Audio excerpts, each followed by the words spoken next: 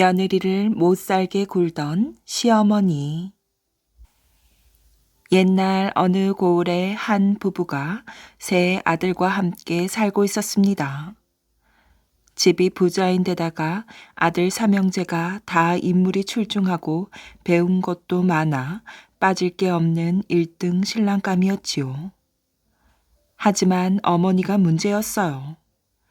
며느리를 어떻게나 닥달하는지 큰 며느리가 시어머니 닥달을 견디다 못해 한 달 만에 집을 나가버리고 둘째 며느리 또한 참다가 끝내 성화를 못 이겨서 2달 만에 친정으로 돌아가고 말았습니다. 갖은 핑계를 대면서 한시도 쉬지 않고 괴롭혀대니 도무지 견딜 재간이 없었지요. 두 며느리가 시어머니 학대를 견디다 못해 속절없이 쫓겨나가고 보니 근동의 소문이 파다하게 나서 다시는 그 집에 딸을 보내려는 사람이 없었습니다. 큰아들과 둘째 아들은 물론이려니와 총각인 막내 아들까지도 그 좋은 인물을 가지고 나이 20이 넘도록 색시 구경조차 할 수가 없었지요. 그때 이웃 마을에 부모를 모시고 가난하게 살던 처녀가 하나 있었는데 어느 날 부모님한테 이상한 이야기를 꺼내었어요. 어머니, 아버지, 이웃 마을 부잣집에서 며느리감을 찾고 있다던데 저를 그 집 막내 아들한테 시집 보내주세요. 그러자 부모가 깜짝 놀라서 말하였어요. 아니, 그게 무슨 소리냐? 소문도 못 들었어? 그 집에 며느리로 갔다가는 시어머니 등살에 단 며칠도 견디기 힘들다는 게야. 그런 소리는 하지도 마라. 저한테도 생각이 있으니 걱정 말고 저를 그 집에 보내주세요. 우리도 이렇게 손가락만 빨면서 살 수는 없잖아요. 딸이 단단히 결심을 하고서 나오는데 그 고집이 어찌나 센지 부모로서도 도저히 꺾을 수가 없었습니다. 부모가 할 수 없이 부잣집에 통혼할 의사를 전하자 혹시라도 아들이 총각 귀신이 되지 않을까 전전긍긍하던 부자가 입이 쩍 벌어져서 얼른 혼사를 받아들였지요. 딸을 시집 보내주겠다니 받기는 하나 물정을 참 모르는 사람이구먼. 그 애도 마누라 등살을 며칠이나 견딜는지 원. 이윽고 약속한 날이 되어 부자의 아들과 가난한 처녀는 정식으로 혼례를 치르고 부부의 인연을 맺었습니다. 그리고 새색시의 시집살이가 시작되었지요. 아니나 다를까 재벌은 남 못 준다고 시어머니는 곧바로 며느리를 닥달하기 시작하였어요. 말도 되지 않는 엉뚱한 꼬투리를 잡아서 며느리를 구박하는데 얼굴을 마주칠 때마다 한 번이라도 그냥 지나가는 적이 없었습니다. 남편과 아들이 아무리 말려도 막무가내였지요. 하지만 새 며느리는 모진 구박을 받으면서도 꿀먹은 벙어리처럼 아무 말이 없었어요. 그냥 묵묵히 제 할 일만 하였지요. 때가 되면 밥을 차리고 빨래와 집안 청소와 시댁 식구 뒷수발 따위의 집안 대소사를 찬찬히 챙겼어요. 그 솜씨가 어찌나 맵자고 깔끔하던지 사람들이 다들 알짜배기 며느리가 들어왔다고 칭찬이 대단했습니다. 시어머니는 그런 말을 들을 때마다 더 성화를 내어 벌벌 뛰면서 며느리를 못 살게 굴었지요. 그러던 어느 날 다른 식구들은 다 밖에 나가고 시어머니와 며느리 단둘이 집에 남게 되었어요.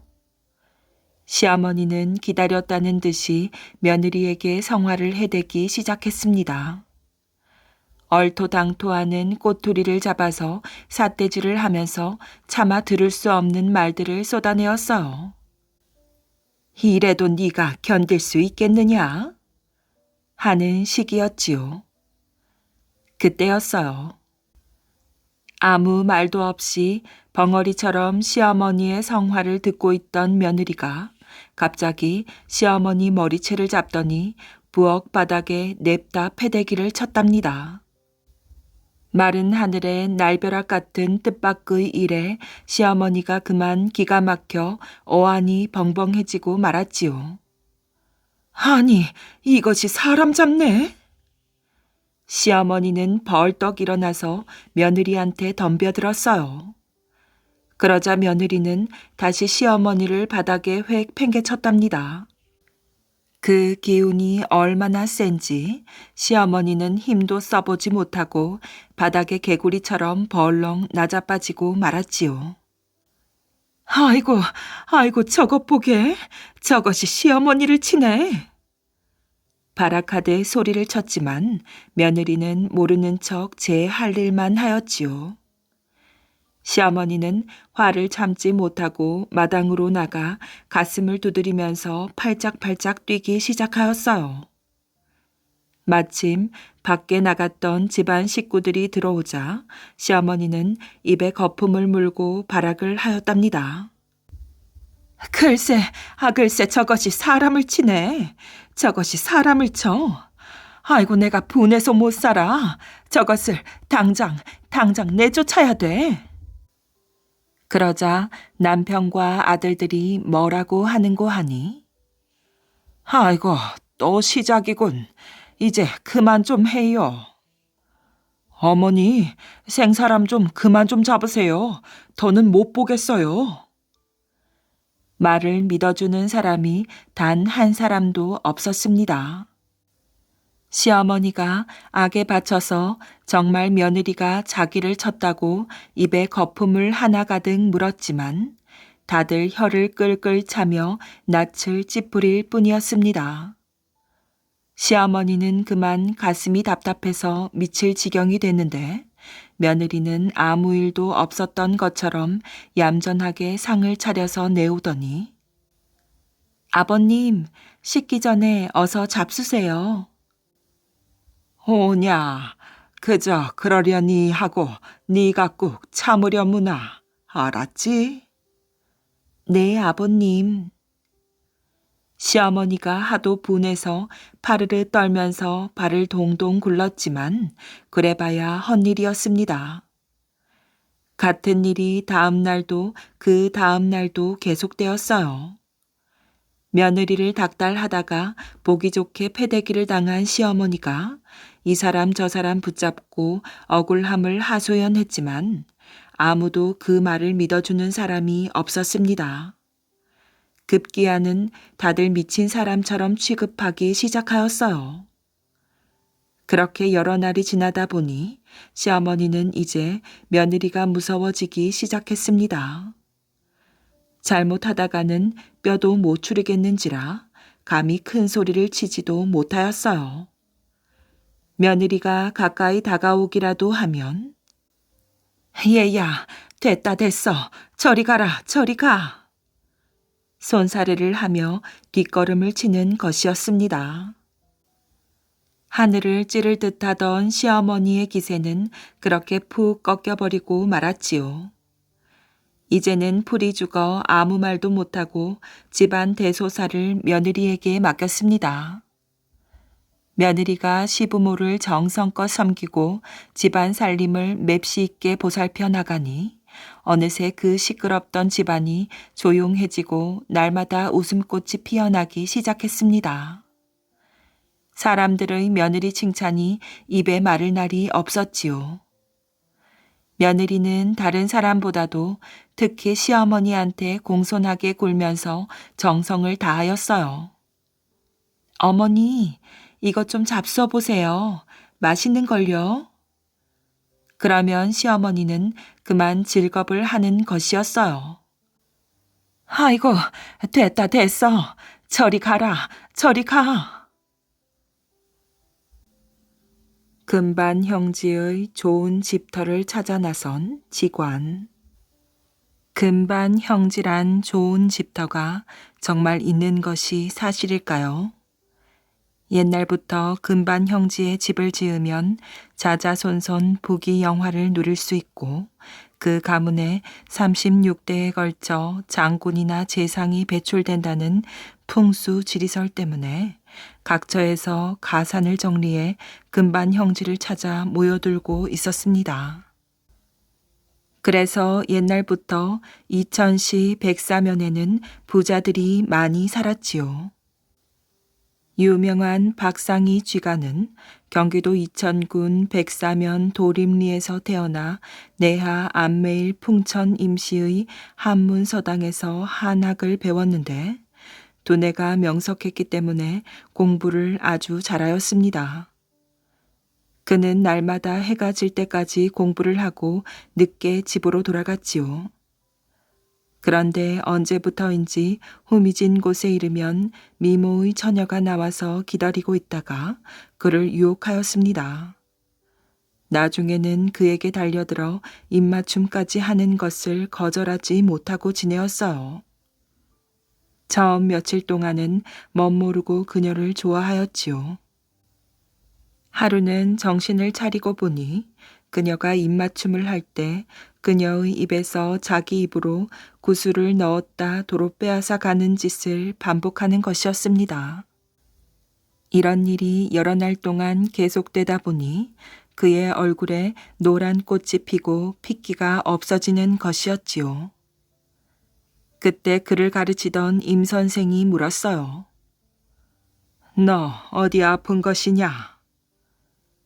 임 선생의 물음에 아픈 곳이 없다고 대답했지만 얼굴엔 병색이 완연했습니다. 그래서 선생은 다른 학생들을 모두 보내고 박상희와 단둘이 마주 앉아 다그쳐 물었지요.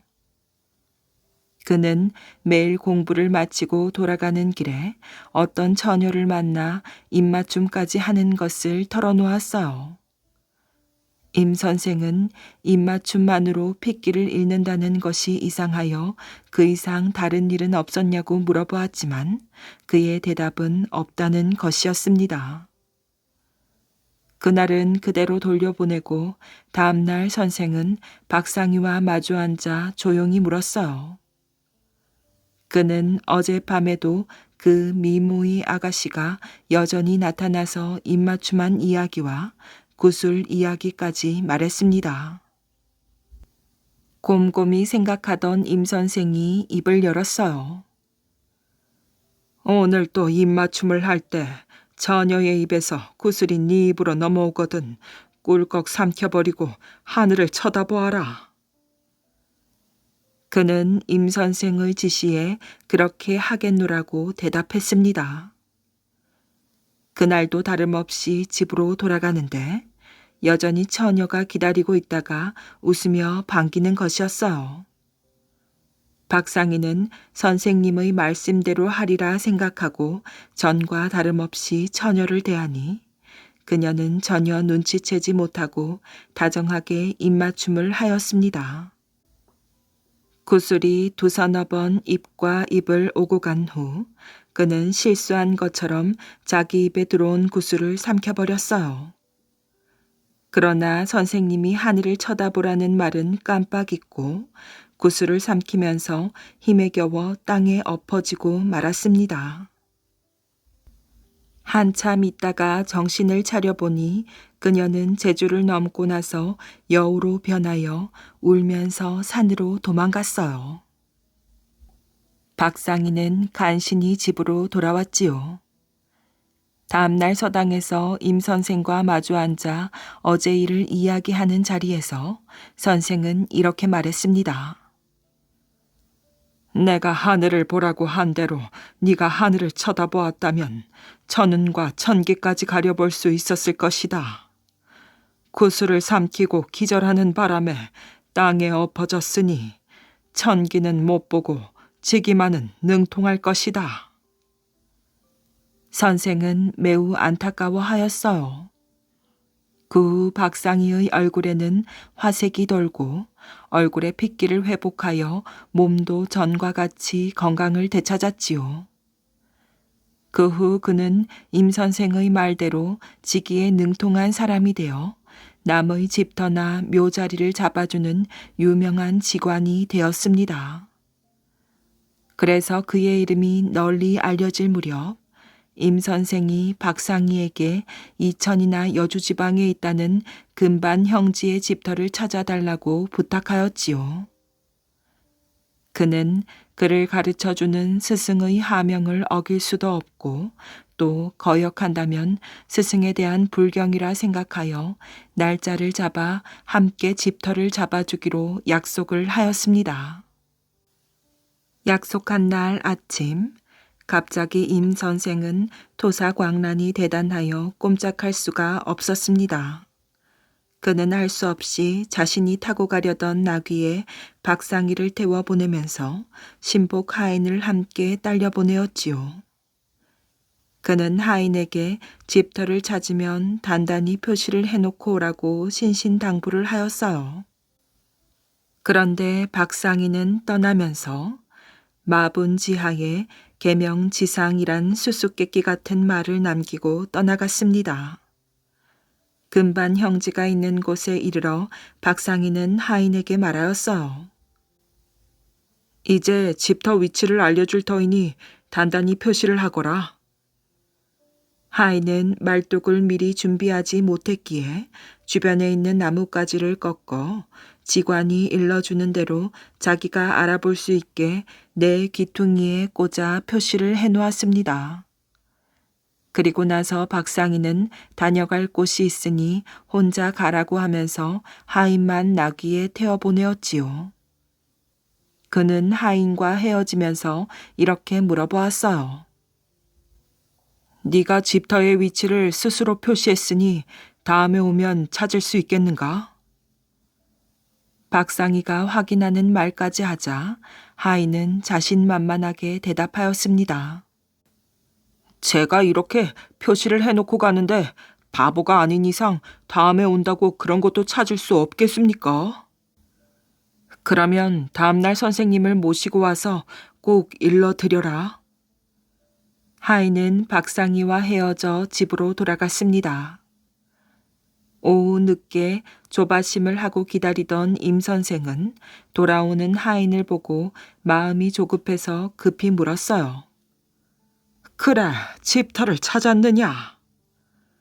집터를 잡아주어 확실하게 표시를 해놓고 왔습지요.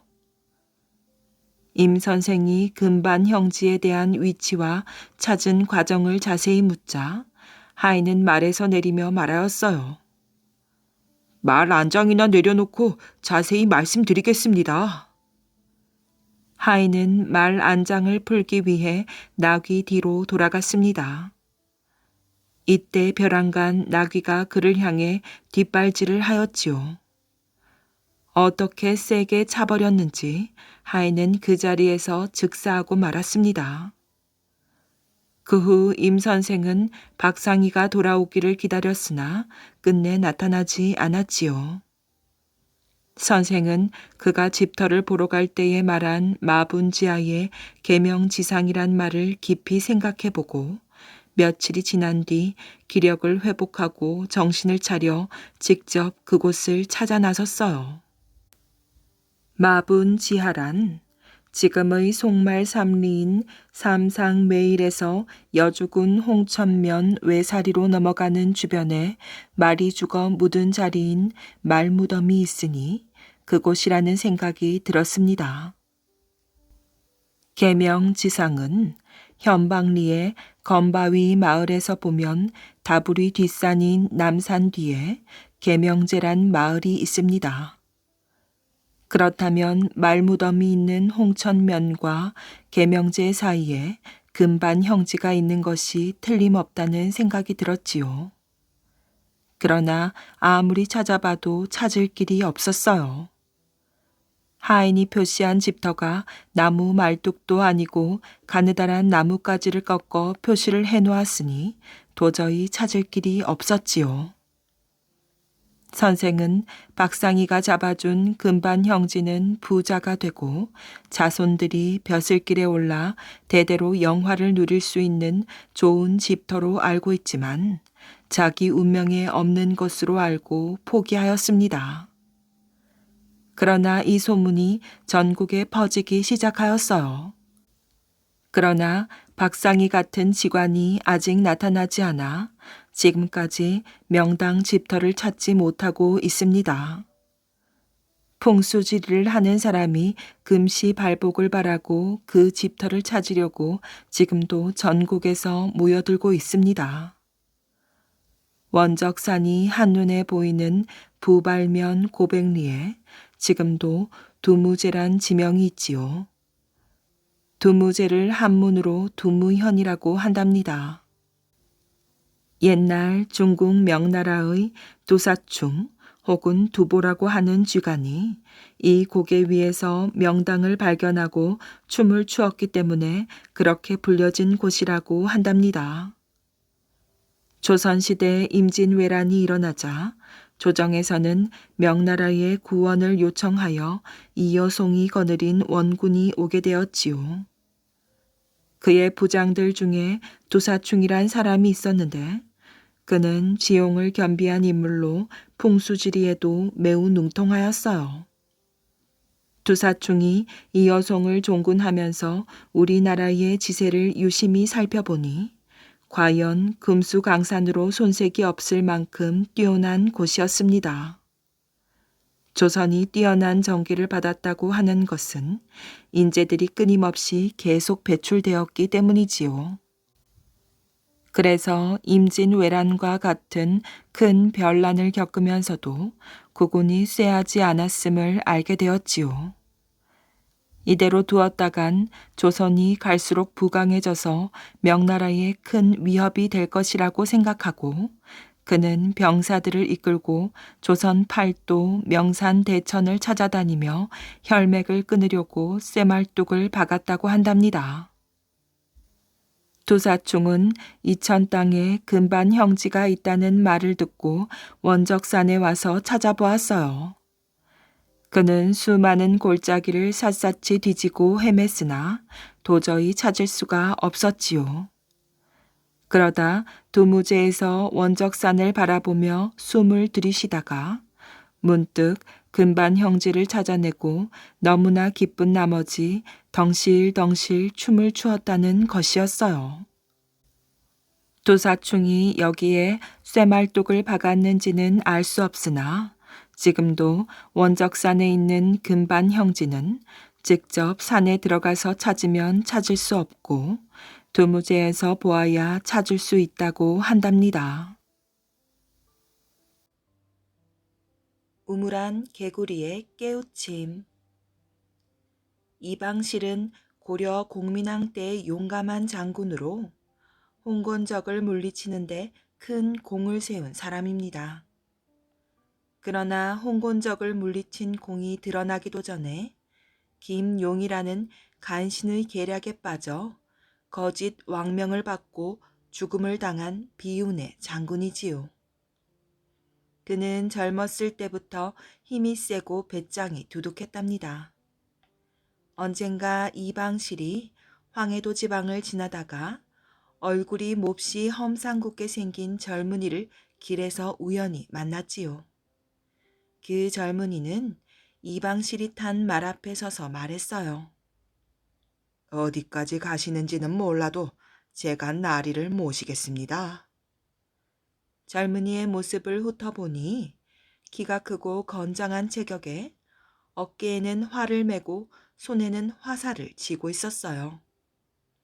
이방실이 젊은이의 행동거지 하나하나를 뜯어보니 분명 도둑이 틀림없었답니다. 그러나 모르는 체하며 함께 갈 것을 허락했지요.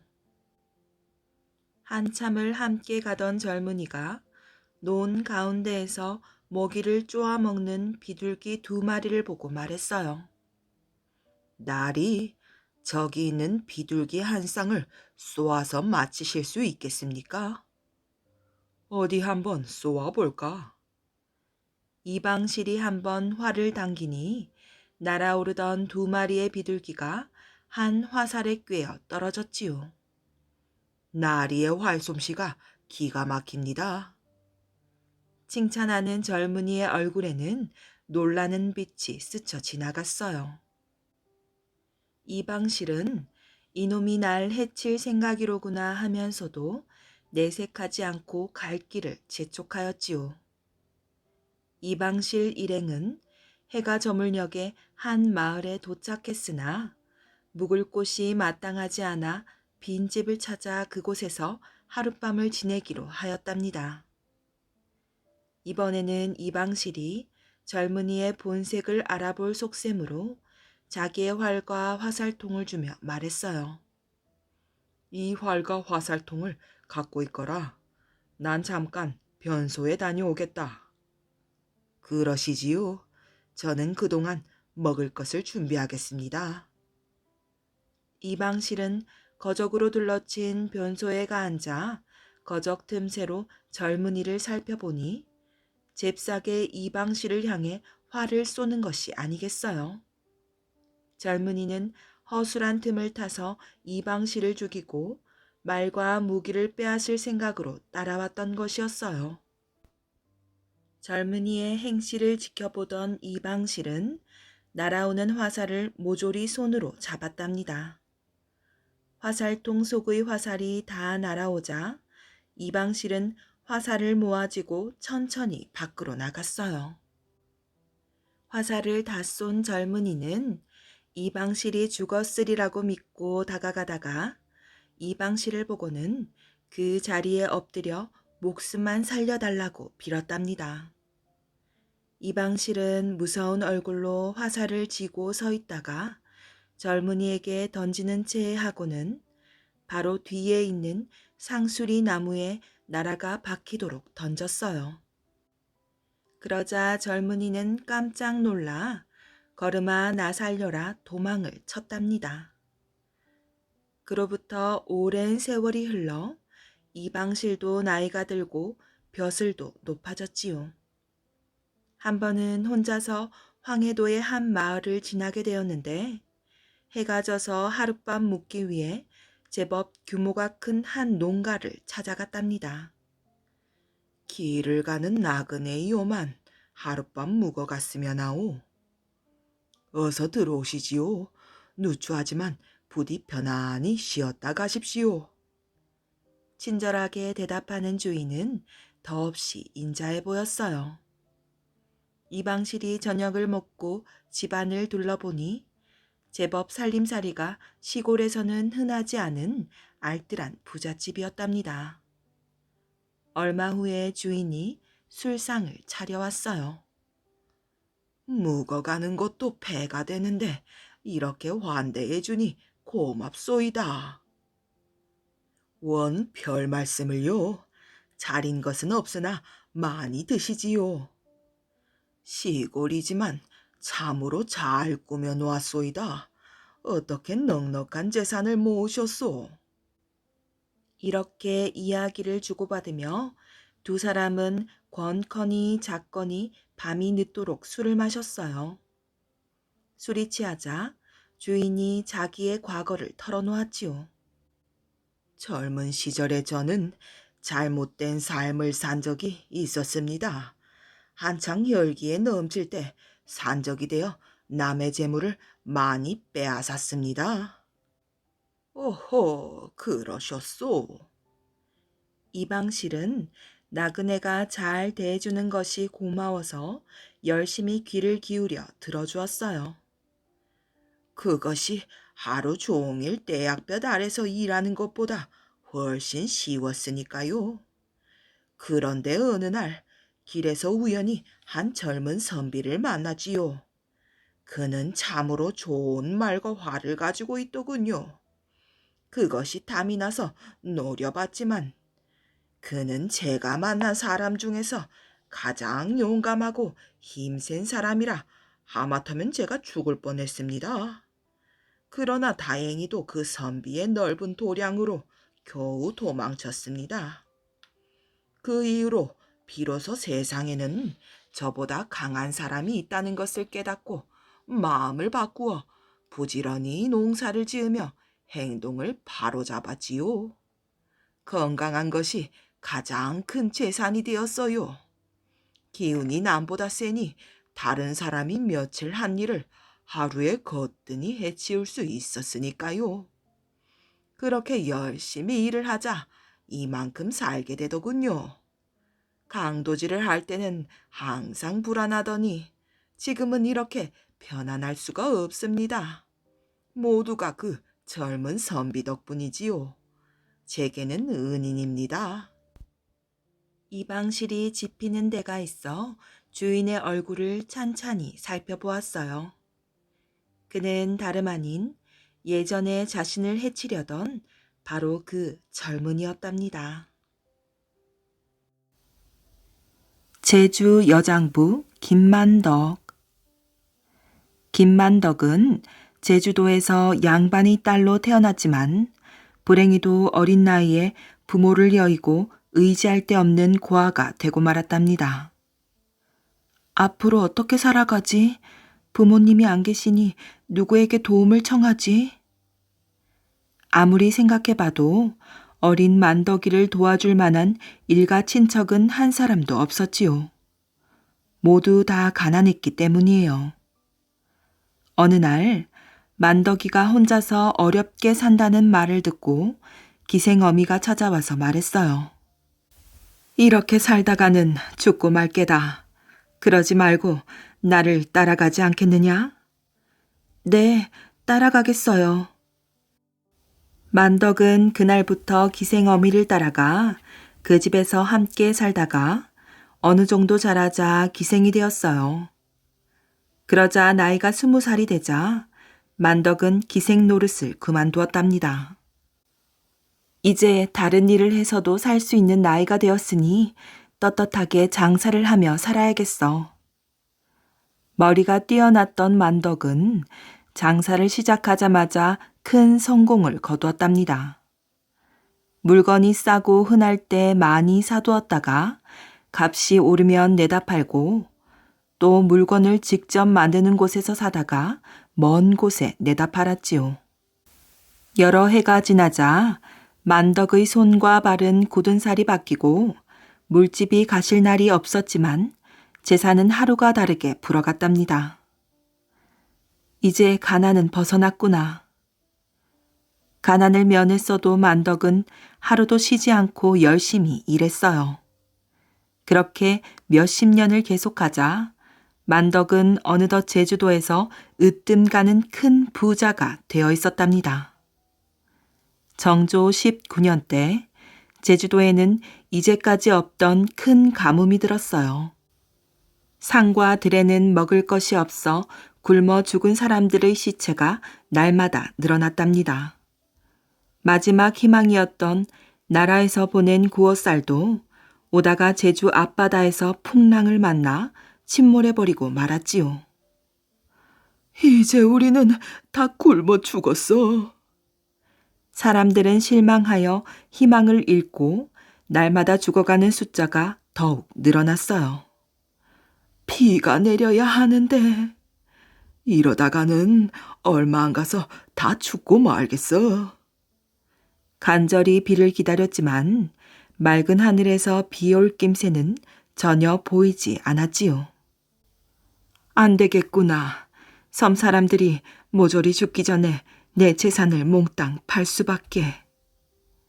만덕은 당장 자기의 전 재산을 팔아서 무태서 양식을 사들였어요.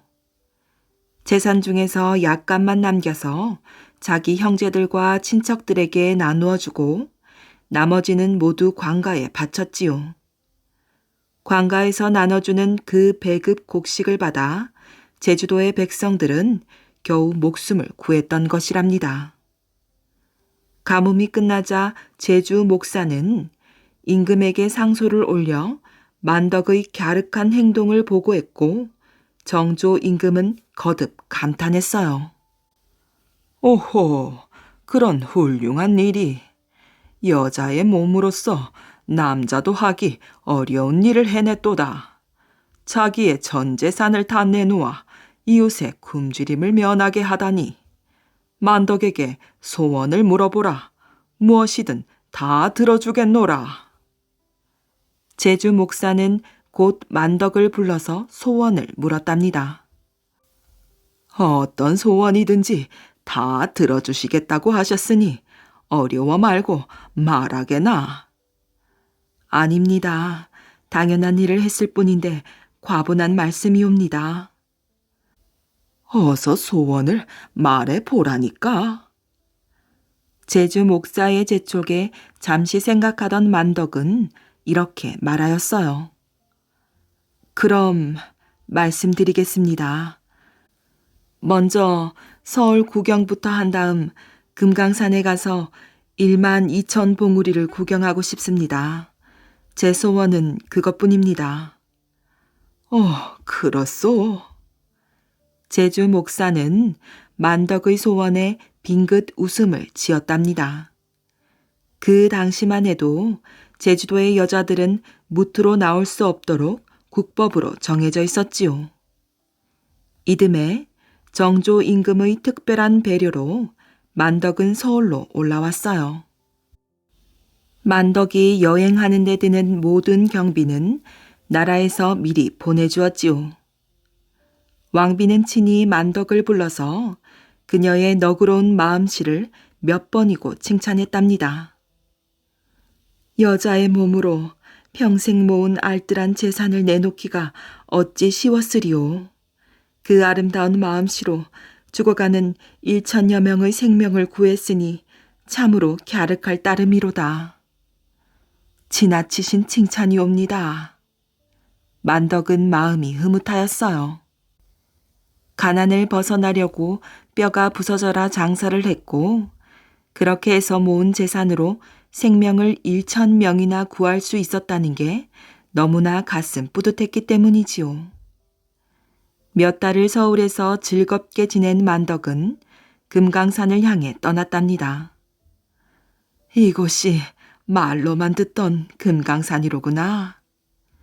수려한 1만 2천 봉을 빼놓지 않고 다 구경한 후 만덕은 다시 제주도로 돌아왔어요. 김만덕이 돌아온다는 소식은 곧 제주도 안에 퍼졌지요. 여보, 김만덕 할머니가 오늘 돌아오신대요. 그래? 그럼 서둘러 마중을 나갑시다. 우리는 늦은 거예요. 벌써 바닷가에는 사람들이 구름같이 모여 있답니다. 고향 마을 사람들은 모두들 바닷가로 나왔어요. 주민들의 우레와 같은 환영 박수를 받으며 만덕은 감격의 눈물을 흘렸답니다. 그때 만덕의 나이는 58살이었답니다. 꽃이 된 옥바가지. 꼬불꼬불 산길 언덕 아래 조그만 옹달샘이 있었답니다. 옹달샘 가에는 수양버들 한 그루가 서 있고 수양버들 앞에는 선녀처럼 예쁜 연하 아가씨가 바가지를 들고 서 있었어요. 연하 아가씨는 꼬부랑 고개를 넘는 사람들에게 시원한 샘물을 한 바가지씩 떠서 목마름을 덜어주고 있었답니다. 여보게들, 우리 꼬부랑 고개로 가서 예쁜 아가씨가 떠주는 샘물을 마시러 가세. 마을 총각들은 앞을 다투어 옹달샘으로 몰려갔지요. 아이고, 저 아가씨는 선녀야, 선녀. 저렇게 아름다운 아가씨는 하늘 아래에선 없을 거야. 저렇게 아름다운 아가씨를 아내로 맞을 수는 없을까? 연하 아가씨를 한 번 본 마을 총각들은 모두들 연하 아가씨에게만 정신이 팔려서 농사를 짓는 일도 않고 날마다 꼬부랑 고개로 와서 샘물을 얻어마셨지요. 농사철이 되어도 일을 할 사람이 없어 마을마다 큰 걱정이 생겼답니다. 허허, 이건 보통 일이 아니야. 마을 사람들은 고을 원님에게 찾아가서 딱한 사정을 이야기했어요. 사또 어른, 큰일 났습니다. 우리 마을 총각 녀석들은 모두 여우인지 귀신인지 모르는 처녀에게 홀려서 일은 않고 샘물만 마시러 가니 큰일입니다. 현명하신 사또님께서 마을 총각들이 샘물을 마시러 못 가게 해주십시오. 사또는 포졸들을 시켜서 연하 아가씨를 잡아오게 했어요. 죄인은 고개를 들라. 사또 앞에 꿇어 엎드린 연하 아가씨는 고개를 들었지요. 아니, 세상에 이렇게 아름다운 사람도 있을까? 연하 아가씨를 본 사또도 연하 아가씨에게 홀딱 반해버렸어요. 얘야, 너는 어디에 사는 누구더냐? 그리고 어떤 사연으로 길 가는 사람들에게 샘물을 떠주는 것이냐? 사또님, 저는 염라대왕의 셋째 딸 연하공주입니다. 연하 아가씨는 은쟁반 위에 금굿을 굴리는 듯한 목소리로 말하였지요. 허허, 얼굴도 아름다울 뿐더러 목소리 또한 아름답구나. 그래서 저는 큰 죄를 지어서 염라국에서 쫓겨났습니다. 인간 세상에 나가 좋은 일을 4천일 동안 하라는 아바마마의 분부가 계셔서 목마른 길손님들에게 샘물을 떠드리고 있사옵니다. 오늘부터 그 일은 당장 집어치우고 나하고 함께 사는 게 어떠냐? 사또는 연하 아가씨를 둘째 아내로 맞아들이고 싶었어요. 아니되옵니다. 저의 죄를 용서받으려면 아직도 1000일이 남아 있습니다. 소녀를 다시 옹달샘으로 돌려보내 주시옵소서. 사또는 엉뚱한 속셈이 있어서 연하 아가씨를 옹달샘으로 보내주었어요. 그리고는 포졸들을 시켜서 연하 아가씨를 지키게 하였지요. 1000일 동안 기다렸다가 연하를 자기 아내로 만들 작정이었어요. 사또는 1000일이 빨리 지나가기를 기다리고 있었지요. 그 후 어느 날이었답니다. 거지차름의 초라한 나그네 한 사람이 땀을 뻘뻘 흘리며 길을 가다가 멈추었어요. 아가씨, 죄송하오나 나에게도 물 한 바가지 주실 수 있습니까? 아니, 어쩜... 연하 아가씨는 나그네 총각을 바라보는 순간 마음이 쏠렸지요. 옷차림은 보잘것없지만 생김은 기공자 같았어요. 연하 아가씨는 방긋 웃으면서 나그네 총각에게 물을 떠주었답니다. 나그네 총각은 물을 단숨에 마시고 나서 잘 마셨소. 감사합니다. 나한테는 드릴 게 없으니 이거라도 받으십시오. 나그네 총각은 품 속에서 옥바가지 하나를 연하 아가씨에게 내주고는 성큼성큼 산 고개를 넘어가 버렸어요. 아니, 이럴 수가? 연하 아가씨는 깜짝 놀랐어요. 옥바가지에 담긴 물에서는 향긋하고 싱그러운 꽃향기가 풍겼지요. 연하 아가씨는 자꾸 옥바가지로 물을 떠마셨어요. 옥바가지로 물을 떠마신 연하 아가씨의 가슴 속에는 성도 이름도 모르는 나그네 총각을 그리워하는 마음이 생겼답니다. 연하 아가씨는 다른 사람에게도 나그네 총각이 준 옥바가지로 물을 떠주었어요. 이야, 물맛이 꿀맛이다. 옹달샘 샘물은 꿀물이야, 꿀물. 이번에는 여러 고을에서 샘물을 마시려고 몰려들었지요. 연하 아가씨와 옥바가지와 향긋한 옹달샘물 맛은 온 나라에 가득히 퍼져 왕자님의 귀에까지 들렸답니다. 어느 날 왕자님은 사또에게 옹달샘 물도 마시고 연하 아가씨를 보러 가겠다는 편지를 보내었어요. 허허, 큰일 났구나. 내가 잘못하다가는 연하 아가씨를 왕자에게 빼앗기겠는걸. 좋은 수가 없을까. 사또는 며칠 동안 골똘히 생각한 끝에 좋은 꾀를 생각해내었지요. 옳거니 우리 복실이를 연하로 꾸며서 내보내자. 일이 잘 되면 우리 복실이는 왕자님한테 시집도 갈 수 있을 게야. 하하하. 사또는 무릎을 탁탁 치면서 싱글벙글 웃었답니다. 사또는 자기의 딸 복실이를 연하 아가씨처럼 꾸며서 옹달샘으로 내보내고 연하 아가씨는 별장에 가두어 놓았어요. 왕자님, 저기 저 수양버들 앞에 서 있는 아이가 연하 아가씨입니다. 그 앞에 향내 나는 옹달샘이 있사옵니다. 사또는 왕자님을 안내했어요. 왕자님은 옹달샘 앞으로 갔답니다. 연하 아가씨, 저에게도 물 한 바가지 주십시오. 물에서 꽃향기가 풍긴다면서요. 연하 아가씨로 꾸민 복실 아가씨는 옥바가지로 물을 떠서 왕자님께 드렸답니다. 아니, 물이 썩었구나. 이렇게 고약한 냄새는 난생 처음이다. 왕자님은 코를 감싸쥐고 옥바가지를 내던졌어요. 아이고, 왕자님, 죽을 죄를 지었습니다. 목숨만 살려주십시오. 연하 아가씨는 저희 집 별당에 있고 이 애는 제 딸입니다. 살려주십시오. 사또는 코가 땅에 닿도록 절을 하면서 싹싹 빌었어요. 어서 빨리 연하 아가씨를 만나게 해다오. 왕자님은 연하 아가씨에게 옥바가지를 준 나그네 총각이었어요. 나그네로 꾸민 왕자님은 온 나라 안을 떠돌아다니다가 연하 아가씨를 만난 것이었지요.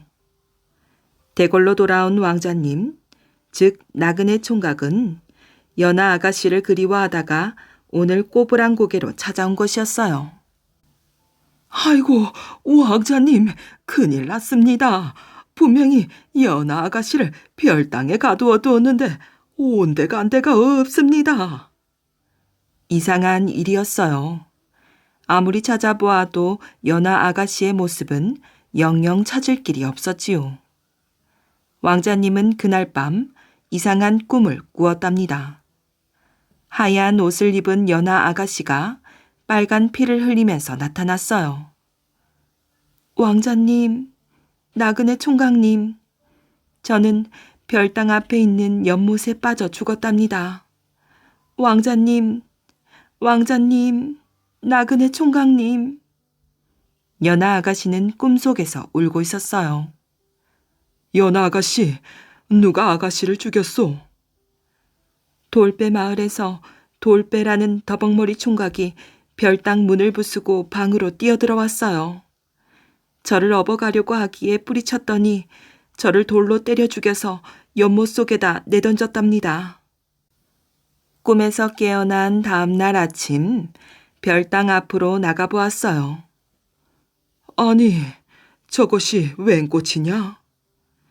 별당 앞 못 속에는 나그네 총각, 즉 왕자님이 준 옥바가지 모양과 같은 빨간 꽃 한 송이가 피어 있었지요. 왕자님은 자기를 그리워하던 연하 아가씨 넋이 자기가 준 옥바가지 모양으로 핀 꽃을 연꽃이라고 불렀답니다. 땅 속에 있던 은 항아리. 옛날 어느 해 봄이었답니다.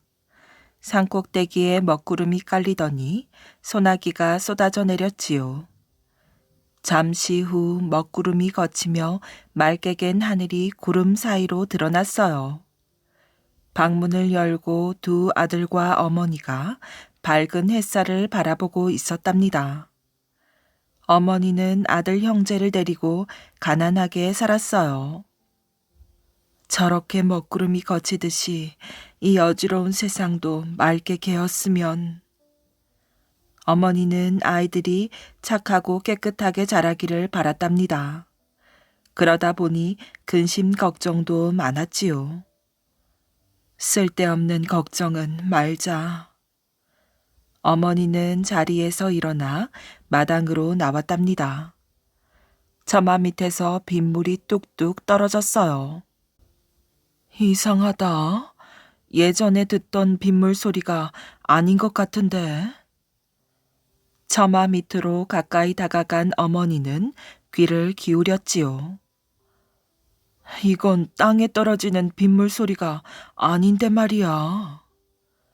어머니는 빗물이 떨어지는 땅을 파보았어요. 아니, 이건? 땅 속에는 솥뚜껑이 묻혀 있었지요. 더 깊게 파보니 항아리도 묻혀 있었어요. 어머니는 머리를 숙여 항아리 속을 들여다보았답니다. 아이고, 뭐니?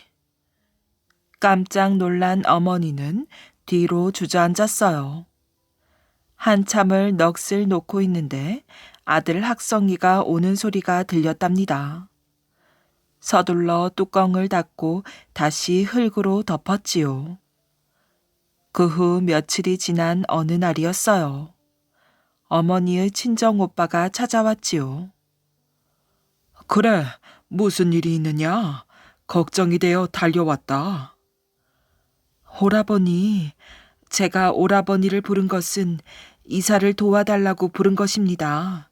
내일 당장이라도 시골로 갈 수 있게 해주세요. 뜻밖의 말에 친정 오빠는 놀라지 않을 수가 없었답니다. 아니, 갑자기 그게 무슨 소리냐? 이유는 묻지 마시고 절 좀 도와주세요. 친정 오빠는 어쩔 수 없이 고개를 끄덕였어요. 그럼 어떤 곳으로 가는 게 좋겠느냐? 제가 할 수 있는 일이래야 누에치고 길쌈하는 것이니. 어머니는 잠시 머뭇거렸어요.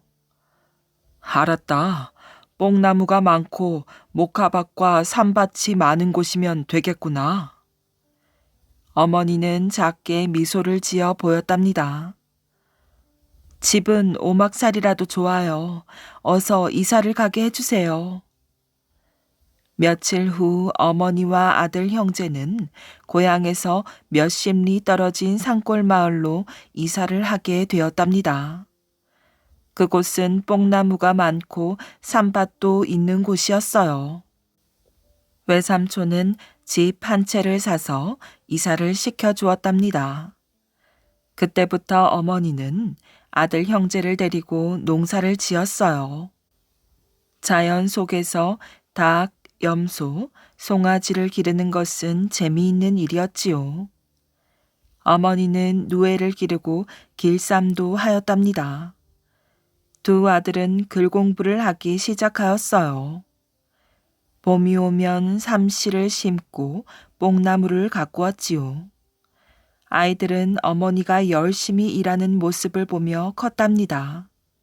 어머니도 무럭무럭 자라는 아이들의 모습을 보니 뿌듯하였지요.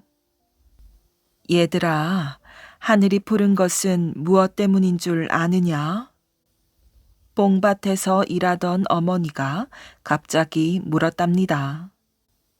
그것은 처음부터 푸르게 생겼기 때문이 아닌가요? 동생은 당연하다는 듯이 대답하였어요. 형은 높고 푸른 하늘을 올려다 보았어요. 하늘이 푸른 것은 끝없이 높기 때문이란다. 그러니 너희들도 하늘처럼 뜻을 높이 세우고 마음을 깨끗이 하여 큰 사람이 되어야 한다. 어머니의 가르침에 두 아들은 고개를 끄덕였어요. 어느 날 두 아들을 데리고 텃밭에 걸음을 주었답니다. 아이, 너무 더럽잖아. 막내 아들이 인상을 찡그리며 입을 삐죽거렸어요. 얘야, 거름 냄새가 구수하지 않느냐? 어머니는 이때를 놓치지 않고 아들에게 다가갔어요. 막내 아들은 대답 대신 머리를 긁적였지요. 왜 대답을 못하느냐? 사람은 손에 흙을 묻히고 거름 냄새를 맡으면서 마음이 진실해지는 것이란다. 세월은 흘러 어머니가 환갑날을 맞이하였어요. 잔칫날에는 어여시 자란 두 아들과 외삼촌이 참석했답니다. 어머니와 두 아들의 땀으로 차려진 상은 진수성찬이었지요. 어머니는 지난날의 일들을 떠올렸어요. 오늘에야 그때의 일을 털어놓을 수 있겠군요. 그때의 일이라니? 외삼촌이 의아한 듯 물었답니다. 20년 전 고향에서 갑자기 이곳으로 이사를 온 이유 말입니다. 그제야 알겠다는 듯이 누이 동생의 얼굴을 바라보았어요. 그래, 그때 왜 별안간 이사를 한 것이냐? 새삼스럽게 옛일이 생각났던 외삼촌이 다그쳤어요. 사실은 그날 소나기가 갑자기 쏟아지더니 처마 밑으로 빗물이 떨어지지 않겠어요. 그 빗물 소리가 예전과 다르기에 땅을 파보았지요. 땅을요? 두 아들은 눈을 동그랗게 떴답니다. 땅 속에 솥뚜껑과 은 항아리가 있었는데 은 항아리 안에는 은이 가득했어요. 아니, 은 항아리였다면 네가 이렇게 고생하지 않아도 되었을 게 아니냐? 외삼촌과 두 아들은 좀처럼 어머니의 말을 이해할 수가 없었답니다. 나는 그 재물이 두려웠어요. 은 항아리를 팔았다면 부자가 될 수 있었겠지요. 하지만 그건 옳지 못한 일이지요. 두 아들은 어머니의 말을 듣고 나서야 어머니의 마음을 알 수 있었답니다. 어머니는 자식을 참되고 올바르게 키우고 싶었던 것이에요. 횡재하는 재물보다 열심히 피땀 흘려 모은 재산을 보세요. 만약 그때 은 항아리를 차지했더라면 오늘의 기쁨은 없었을 게 아닙니까? 방 안은 물을 끼얹은 듯 조용하였어요. 외삼촌과 두 아들은 아무 말 없이 고개만 끄덕일 뿐이었답니다. 길을 비키시오. 몹시 추운 겨울날이었어요. 헐벗은 스님 한 분이 논두렁길을 걸어가고 있었지요. 좁은 길이었답니다. 그때 맞은편에서 두툼한 옷을 입은 젊은이 하나가 말을 타고 오고 있었어요. 어흠. 비키라는 듯 스님에게 헛기침을 하였지요. 여보시오, 길을 비키시오. 말을 탄 젊은이가 잔뜩 찡그린 얼굴로 스님에게 말하였어요. 버릇없고 곤방졌지요. 보다시피 비킬 데가 없지 않소이까? 스님은 양옆에 살얼음이 연 논들을 가리키며 말하였어요. 그럼 이 말더러 길을 비키란 말이오? 젊은이가 퉁명스럽게 쏘아 붙였지요. 허허, 이거 야단났군. 어떻게 해야 좋을지 스님이 망설이고 있을 때였어요. 비키라면 비킬 것이지. 말을 몰아 앞으로 다가온 젊은이가 스님의 얼굴을 걷어찼지요. 아이코. 두 팔을 허우적거리던 스님은 논바닥에 굴러 떨어지고 말았답니다. 흙투성이가 된 스님이 일어났어요. 젊은이는 채찍질을 하며 도망쳤지요. 그러던 젊은이가 말을 멈추고 뒤돌아섰어요. 아니, 내 가죽신이? 논바닥을 향해 두리번거리며 중얼거렸지요. 스님을 찰 때 신발이 벗겨졌던 것이에요. 신발은 하필이면 흙두성이가 된 스님 앞에 떨어져 있었지요. 젊은이는 난처하였어요. 신을 주우러 가자면 진흙 속으로 들어가야 했던 것이에요. 논바닥에는 자기에게 걷어채인 스님이 서 있었어요. 젊은이는 오도 가도 못하였지요. 그때였답니다. 이것 때문에 그러시오. 스님이 젊은이의 가죽신을 집어들고 물었지요. 젊은이는 아무 말도 못하였어요. 스님은 가죽신을 들고 젊은이가 있는 곳으로 걸어 나왔답니다. 그러자 젊은이의 얼굴이 새파래졌지요. 참 좋은 가죽신이구려. 뜻밖에도 스님은 야단을 치거나 조금도 화를 내지 않았어요. 오히려 웃음 띤 얼굴로 자기 옷자락에 가죽신을 닦았답니다. 어서 신고 가시오. 젊은이는 쥐구멍에라도 들어가고 싶었어요. 덜덜덜 떨리는 손으로 스님이 건넨 가죽신을 받았답니다. 그러더니 말에서 뛰어내렸어요. 스님, 용서하십시오. 스님 앞에 엎드려 빌었답니다. 뭐 그깟 일을 가지고서 이러십니까? 스님은 젊은이를 일으켜 세웠지요. 바쁠 텐데 어서 가보시오. 젊은이의 어깨를 두어 번 가볍게 두드렸어요. 그러고는 허허허 너털 웃음을 웃으며 걸음을 옮겼답니다. 스님, 저도 가겠습니다. 무슨 마음에서인지 젊은이는 말머리를 돌렸지요. 스님, 저도 데려가 주십시오. 젊은이는 스님의 뒤를 따라 나섰지요. 하하하하. 스님의 웃음소리가 유난히 컸답니다. 용서를 받은 그 젊은이는 스님의 제자가 되었다고 합니다.